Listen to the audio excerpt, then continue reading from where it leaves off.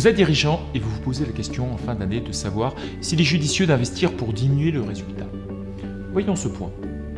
Tout d'abord, un investissement constitue un nouvel élément dans l'actif de votre entreprise.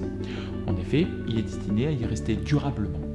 Ces immobilisations peuvent être soit des biens corporels comme une machine ou incorporels comme un logiciel. Avec le temps, l'immobilisation se déprécie et fait donc l'objet chaque exercice d'un amortissement afin de constater cette perte de valeur.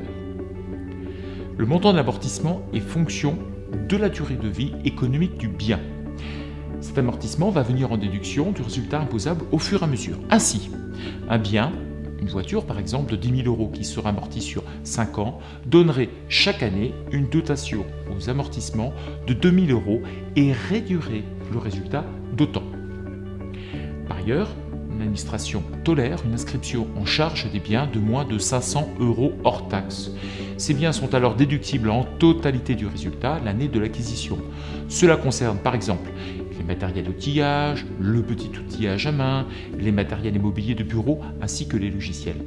Attention cependant lors de la création d'un nouvel établissement. Dès lors, pourquoi est-il important de distinguer les immobilisations et les charges? La première incidence, c'est l'impact sur le résultat imposable. L'immobilisation n'impacte le résultat que sur plusieurs années, alors qu'une charge vient déduire immédiatement le résultat.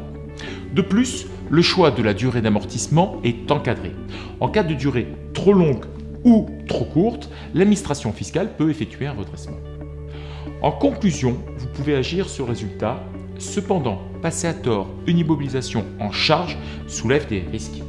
En cas de contrôle, l'entreprise se verra réintégrer dans son bénéfice le montant total de la charge déduite à tort et perdra la possibilité de récupérer les dotations aux amortissements non enregistrés.